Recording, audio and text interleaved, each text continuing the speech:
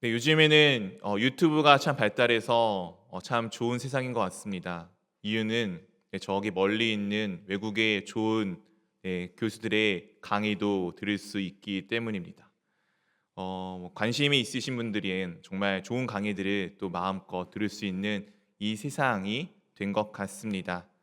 제 유튜브를 찾다 보니까 이제 펜실베니아 대학교의 샘 리처드라는 교수분의 강의를 조금 우연치 않게 좀 보게 되었습니다. 미국에 있는 이 교수가 네 명의 친구들을 좀 부르게 됩니다. 이 네 명의 특징은 미국에서 태어나서 나고 자란 사람들이지만 이 네 명의 종족이 약간 다 다릅니다. 한 명은 멕시코인이었고, 한 명은 미국인이었고, 한 명은 중국인이었고, 그리고 한 명은 한국인이었습니다. 이 네 명에게 너의 삶에 있어서 가장 중요한 가치가 무엇이냐라고 물어보고 이 가치관에 관련되어 있는 예화들을 몇 개 이렇게 항목으로 쭉 보여줍니다. 이 대부분의 친구들이 중요하게 여겼던 것은 가족, 자유, 종교와 같은 것들을 꼽곤 합니다. 근데 한국인 친구가 가장 특이한 대답을 하게 됩니다. 한국인 친구가 이야기한 가장 중요한 가치 중에 첫 번째 나온 것은 물질적 풍요였습니다. 약간 다른 친구들과 다르게 이 대답하는 이 친구의 대답에 다들 장래가 조금 술렁술렁거리기 시작했습니다. 한국이란 나라는 정말 가치 있어서 이 세속적인 것을 추구하고 있구나, 물질을 추구하고 있구나라고 하고 있는 상황 가운데 교수와 이 친구가 그렇게 할 수밖에 없음을 설명하여 줍니다. 그 이유는 우리나라는 불과 70년 전만 하더라도 전 세계에서 가장 가난한 국가였습니다. 우리가 지금 화면을 보면서 야 정말 불쌍하다 참 안타깝다라고 보는 그 나라들보다 못 살던 것이 우리나라의 모습이었습니다. 그런 나라가 지금은 세계 10위 안에 들어갈 만큼 거대하고 경제적으로 강대국이 되었습니다. 이 모든 과정 가운데서는 그 어려운 시절을 지나오는 우리의 부모의 세대들이 내 가족이 잘 먹고 잘 살기 위하는 그 마음, 물질적 풍요의 마음을 담아서 그렇게 살아왔기 때문입니다. 그렇기 때문에 여기서 물질적 풍요는 내가 물질을 가지고 내 삶이 넉넉해지기를 원하는 물질적 추구가 아니라 그것이 없으면은 살아갈 수 없었던 당시의 현실에 우리 가족이 잘 살기를 바라는 부모님의 마음이 담기어져 있었던 것입니다. 요즘 청년들 많이 힘들다고 합니다. 네, 쉽지 않은 삶을 살아가고 있는 것 맞습니다. 그들의 삶이 결단코 녹록치 않은 것 저도 잘 알고 있습니다. 그런데 그들의 어려움과 우리 청년들에게 좀 미안한 표현이지만 우리 할아버지 세대의 어려움은 좀 다른 어려움입니다.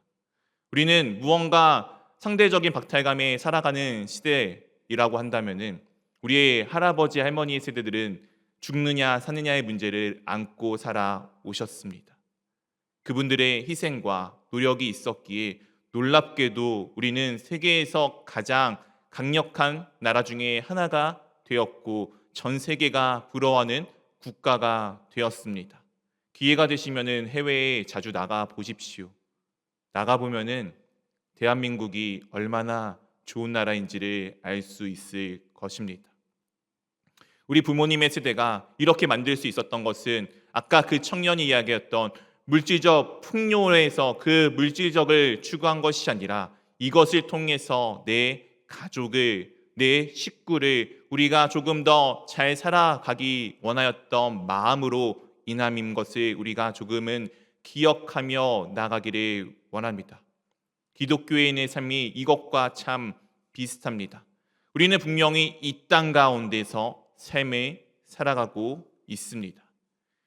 우리가 때로는 이 땅의 삶들에 잘 되는 것들을 추구해야 될 필요는 있습니다. 왜냐하면 그것이 있어야지 우리가 무언가 할 수 있는 일들을 감당할 수 있기 때문입니다. 그런데 그것이 내 삶의 절대적 가치이냐? 그렇지 않습니다. 내 삶의 절대적 가치는 하나님이 되어야 합니다. 하나님이 되어야지만 나머지 것들이 따라오게 되어져 있습니다. 만약 우리가 우리가 정말 물질적 풍요가 정말 그야말로 물질만을 추구하며 살아왔다라면은 우리가 이런 나라가 될 수가 없었을 것입니다. 우리의 부모님의 할아버지들의 마음에 물질적 추구가 아니라 가족을 위하는 마음이 있었기에 이 물질이 자연스럽게 따라오게 된 것입니다. 우리가 하나님을 추구하다 살아가다 보면은 이 세상에 필요한 모든 것들을 하나님께서 내 삶에 있어서 채워 주실 것입니다. 우리가 그것을 기억하며 내가 주님 앞에서 얼마나 귀한 존재인지를 말씀을 통해 배우며 나가기를 원합니다. 우리는 세상에 눌려 있는 사람이 아니라 세상 위에 서 있는 사람입니다. 원래 우리의 모습은 성경에 이와 같았다라고 에베소서 2장 3절에 말씀하여 주고 있습니다. 전에 우리도 다 그 가운데서 우리의 육체의 욕심을 따라 지내며 육체와 마음에 원하는 것을 하여 다른 이들과 같이 본질상 진노의 자녀이었더니 우리는 다 진노의 자녀였습니다. 우리는 다 심판받을 사람들이었습니다. 우리는 다 죽을 수밖에 없는 사람이었습니다. 우리 솔직히 이 땅 가운데 살아가면서 건강, 물질 이런 것들을 추구하지 않고 살아가지 않지 않습니까? 이런 것들이 우리 삶에 꼭 필요하다고 여기고 있지 않습니까? 그것이 우리 삶에 있어서 반드시 필요한 것도 사실이지 않습니까?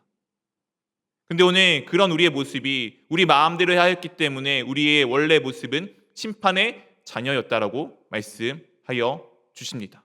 그런 우리를 하나님께서 이렇게 말씀하여 주십니다. 4절 5절 말씀 우리 한 절씩 번갈아 가면서 읽어보도록 하겠습니다. 긍휼이 풍성하신 하나님이 우리를 사랑하신 그 큰 사랑을 인하여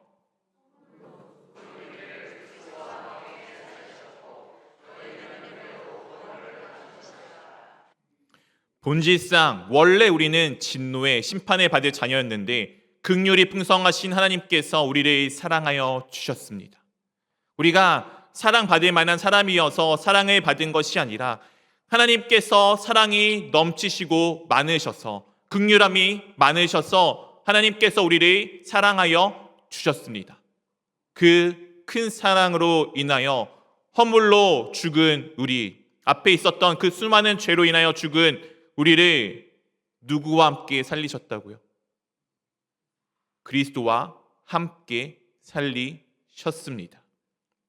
주 예수 그리스도는 누구이십니까? 바로 하나님 아들 하나님이십니다. 동시에 우리와 같은 똑같은 사람이 되어 이 땅 가운데 오신 참된 사람이십니다. 단지 그분과 우리의 차이점이 무엇이냐면은 우리는 죄가 있지만 우리는 진노의 자녀이지만 예수님은 하나님의 아들이시기에 죄가 없으시기에 진노의 자녀가 아니셨습니다. 그 주님께서 나를 대신하여 십자가에서 죽으시고 무엇 하셨습니까? 3일 만에 다시금 부활하셨습니다. 왜냐하면 그분의 원래 본성은 살아계신 하나님이기 때문이죠. 그 살아계신 하나님께서 지금 나와 함께 살아 계십니다. 살아계신 주 예수 그리스도가 나와 함께 살아 계십니다. 우리가 이것에 대한 구원을 받은 것은 은혜입니다. 죽음에서부터 우리가 건짐을 받은 것은 은혜입니다. 이 모든 것은 하나님께서 우리 가운데 베푸신 사랑입니다. 원래 우리는 진노의 자녀였지만 하나님께서 우리를 이와 같이 만들어 주셨습니다. 에베소 1장 5절입니다. 그 기쁘신 뜻대로 우리를 예정하사 예수 그리스도로 말미암아 자기의 아들들이 되게 하셨으니 하나님의 아들이신 예수 그리스도와 함께 살리셨다는 것은 우리가 하나님의 아들이 되게끔 하여 주신 것입니다. 얼마나 놀라운 사실입니까? 하나님은 이 세상에 있는 모든 것을 만드시고 다스리시는 하나님이십니다. 그 하나님이 나의 아버지가 되셨습니다. 하나님이 나의 아버지가 되셨다는 것 얼마나 기쁜 일입니까? 또한 그 아들됨에 대해서 그것에 대해서 이렇게 우리 가운데 말씀하여 주고 계십니다. 에베소서 2장 6절 말씀 같이 읽어보도록 하겠습니다.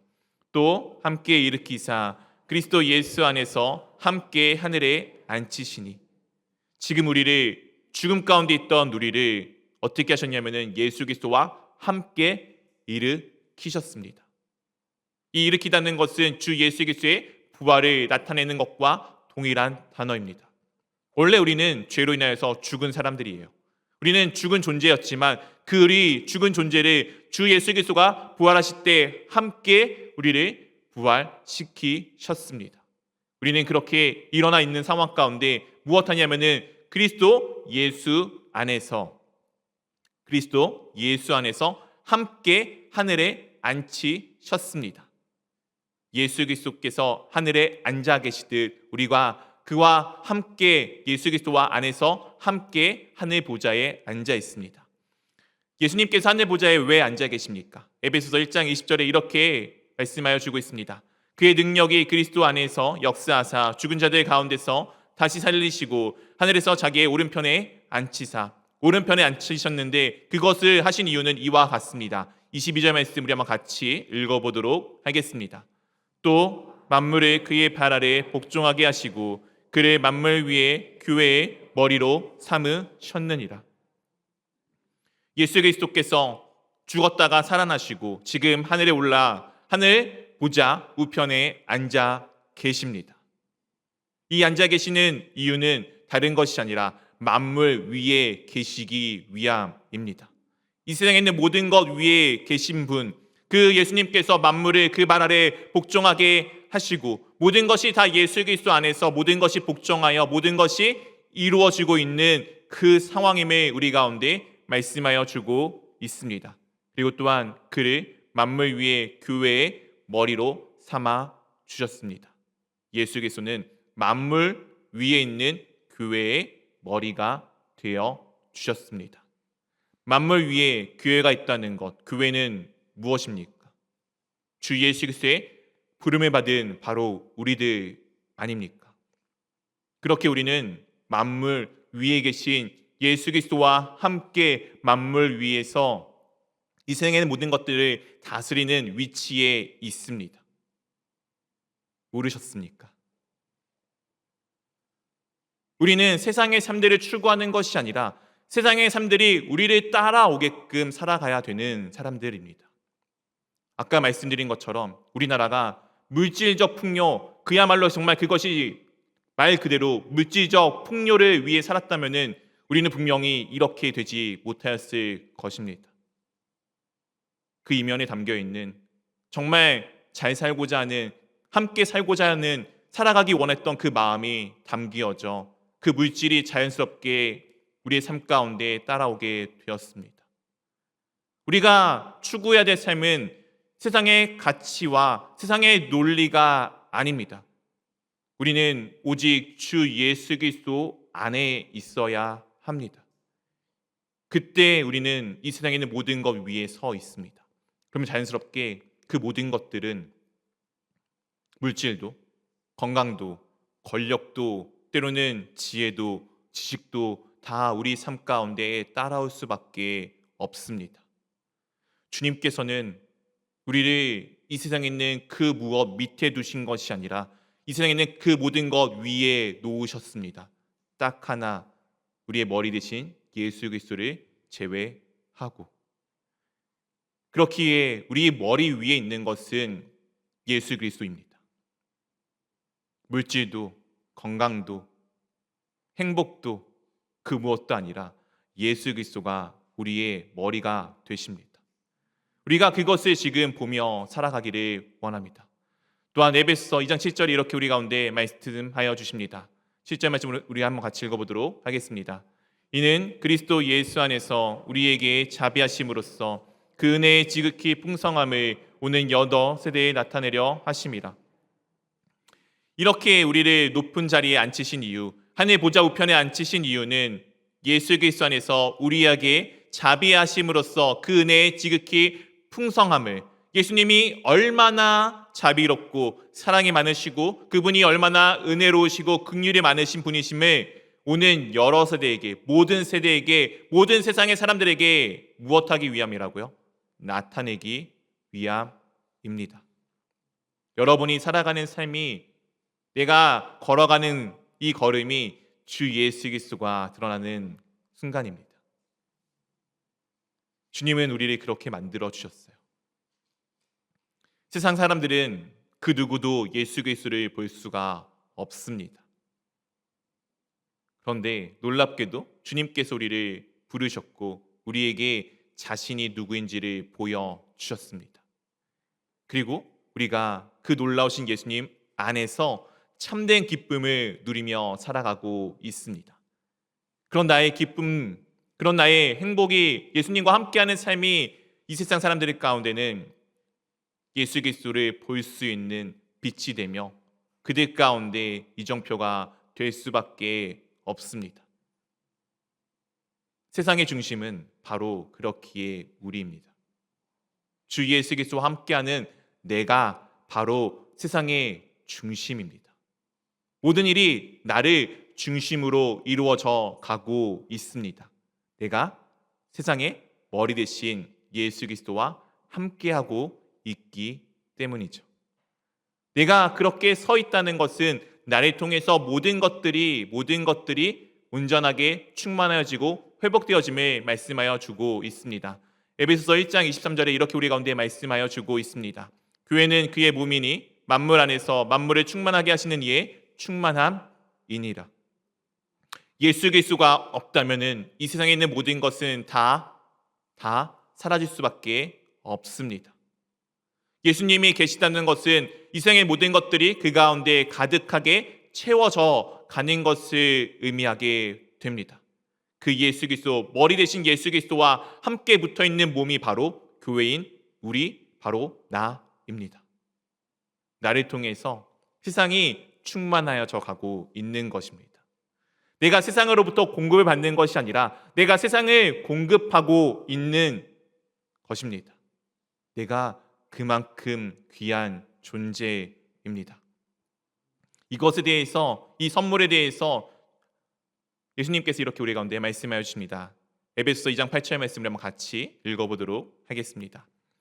너희는 그 은혜에 의하여 믿음으로 말미암아 구원을 받았으니 이것은 너희에게서 난 것이 아니요 하나님의 선물이라.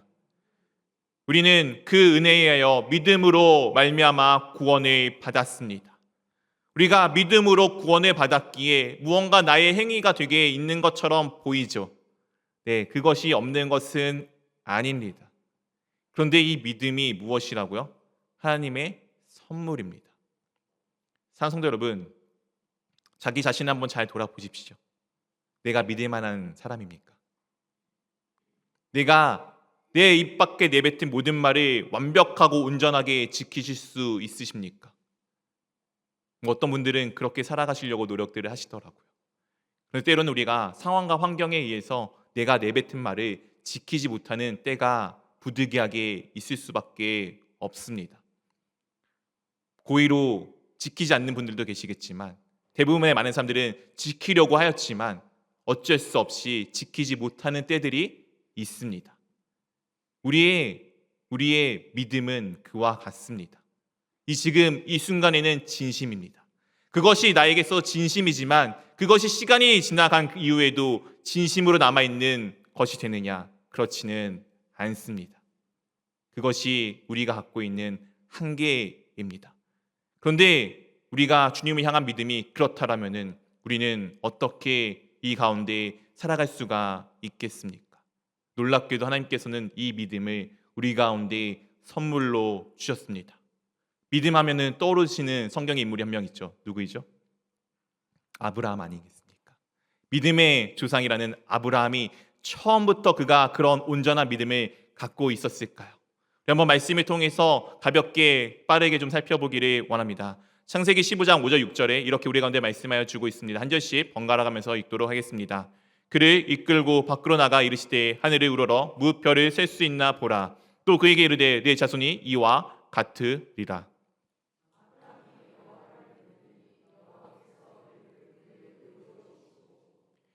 하나님께서 아브라함을 처음 부르셨을 때 그에게 많은 자손을 약속하셨습니다. 그런데 그 시간이 지나가고 흘러가고 있는데도 여전히 아브라함은 자녀가 없습니다. 그런 그가 지금 고민하고 있는 그 과정 가운데 하나님께서 그를 밖으로 데리고 나가셔서 하늘의 별을 보며 이 별들을 봐, 이 별들처럼 너의 자녀가 많아질 거야 라고 지금 아브라함에게 말씀하셨습니다. 아브라함이 그것을 믿습니다. 근데 이 믿음이 계속돼서 유지되어져 그가 끝까지 가느냐, 그렇지 않는 것을 우리가 잘 알고 있습니다. 성경을 우리가 통해서 살펴보기를 원합니다. 창세기 16장 2절입니다. 사레가 아브라함에게 이르되 여호와께서 내 출산을 허락하지 아니하셨으니 원하건대 내 여종에게 들어가라. 내가 혹 그로 말미암아 자녀를 얻을까 하노라 하매 아브라함이 사레의 말을 들으리라. 바로 앞장에 하나님께서 야, 하늘의 별을 봐. 내가 이렇게 너의 자녀를 많이 줄 거야. 그 다음 장에 바로 사라가 야, 나는 더 이상 애를 못 낳을 것 같아. 그러니 내 여종에게 들어가서 자녀를 낳도록 해. 라고 하는 그 사라의 말을 듣습니다. 하나님의 말이 아니라 사라의 자기의 아내의 말을 듣는 아브라함의 모습을 보여주게 됩니다. 그렇게 얻은 아들이 이스마엘이게 됩니다. 그리고 난 이에 아브라함이 함께 하신 하나님께서 13년 동안 그와 어떤 말씀을 나누지 않고 침묵을 하십니다. 그가 99세 때 하나님께서 이렇게 말씀하십니다. 17장 1절 말씀을 한번 같이 읽어보도록 하겠습니다. 아브라함이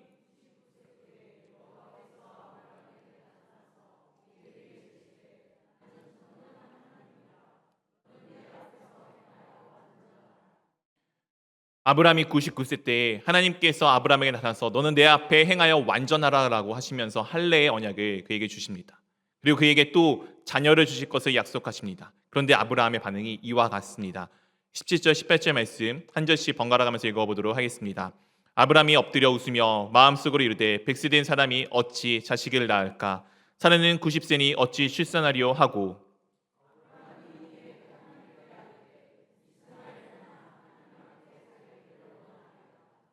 하나님께서 내가 너의 아내 사라를 통해서 아들을 줄 거야. 근데 아브라함이 그 이야기를 듣자마자 마음속으로 말도 안 돼 라고 비웃고 있습니다. 왜냐하면 사라가 이미 아이를 낳을 수 없는 상태가 되었기 때문이죠. 그래서 그냥 말하는 것입니다. 하나님, 말도 안 되는 얘기하지 마시고 지금 여기 있는 이스마엘이나 좀 잘 살기를 원합니다. 이것이 아브라함의 마음이었습니다. 하나님께서 그에게 이와 같은 일을 펼치시게 됩니다. 21장 1절 그리고 4절 말씀 1절부터 4절까지 우리 한 절씩 번갈아 가면서 읽어보도록 하겠습니다. 여호와께서 말씀하신 대로 사라를 돌보셨고 여호와께서 말씀하신 대로 사라에게 행하셨으므로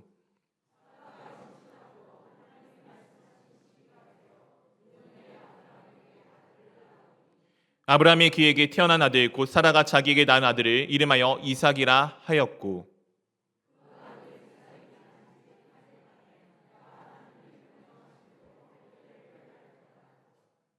하나님께서 말씀하신 대로 아브라함에게 행하셨습니다. 사라는 아이를 낳을 수 없는 몸이었어요. 의학적으로 불가능한 상태였습니다. 그런 그녀에게 하나님께서 말씀하신 것을 그대로 하나님께서 사라를 돌보시자 그것이 놀랍게도 이루어질 수 없는 일이 이루어지게 되었습니다. 죽은 사라가 생명을 낳은 것입니다. 죽은 우리가 하나님의 말씀으로 인하여 생명을 낳을 수가 있게 된 것입니다. 아까 앞에는 아브라함이 아내 사라의 말을 들었지만 지금은 하나님의 명령하심을 듣고 그 할례를 행하게 됩니다. 지금에 생각하면은 별로 어렵거나 문제가 되는 일이 아닐 수 있겠지만 당시에 이것은 자칫 잘못하면은 사람이 죽을 수도 있는 일이었을 것입니다. 그렇게 귀한 얻은 아들을 8일 만에 할례를 행하였다는 것은 하나님의 말씀을 믿고 나아가는 아브라함의 모습을 우리 가운데 보여주고 있습니다. 그리고 그 모습의 정점이 모리아산에서 이루어지게 됩니다. 22장 12절 말씀을 한번 같이 읽어보도록 하겠습니다. 사자가 그 아이에게 내 손을 대지 말라. 그에게 아무 일도 하지 말라. 내가 내 아들 내 독자까지도 내게 아끼지 아니하였으니 내가 이제야 내가 하나님을 경외하는 줄 아노라. 하나님께서 약속의 자녀인 이삭을 바치라고 했을 때 아브라함은 단 한순간의 망설임도 없습니다. 그가 처음부터 이런 믿음을 가졌던 것 아닙니다. 나중에 기회가 되면은 말씀을 통해서 잘 차근차근 살펴보기를 원합니다. 아브라함이 믿었고 그것을 하나님께서 그의 의로 여기셨는데 이 의를 하나님께서 그 믿음을 아브라함에게 이루어 가시는 것입니다. 아브라함이 믿기 원해서 믿음이 생긴 것이 아니라 하나님께서 그의 믿음을 세워 가셨습니다. 그리고 지금 이 순간에 정말 말도 안 되는 것 같은 이 순간에도 하나님을 끝까지 붙잡고 경외하는 아브라함의 모습을 완성시키셨습니다. 아브라함이 한 것이 아닌 하나님께서. 이것이 우리의 모습입니다. 우리의 믿음, 우리의 신앙은 내가 세울 수 없습니다. 하나님이 세워주시는 거예요. 이것이 나에게 있어서 더 명확한 보증이 되며 이것이 나에게 있어서 더 존귀한 것이 됩니다. 내가 스스로 세운다면 그것은 가다가 얼마든지 무너지게 되어져 있어요. 근데 그 무너짐이 아니라 그것이 무너지지 않는 이유는 하나님께서 나를 붙들고 있기 때문입니다. 오늘 이렇게 하신 것에 대해서 이와 같이 우리 가운데 말씀하여 주십니다. 9절 말씀입니다. 행위에서 난 것이 아니니 이는 누구든지 자랑하지 못하게 함이라. 내가 주 예수 그리스도 안에서 살아가는 삶이 되었다는 것은 내 삶의 자랑거리가 내가 아니라 예수님이 되어지게끔 하는 것입니다. 이것이 나에게 있어서 가장 커다란 자랑이에요. 이것이 내가 있어서 가장 중요하고 존귀함을 받는 사람이 되어짐을 말하고 있는 것입니다. 예수 그리스도가 나와 함께 하십니다.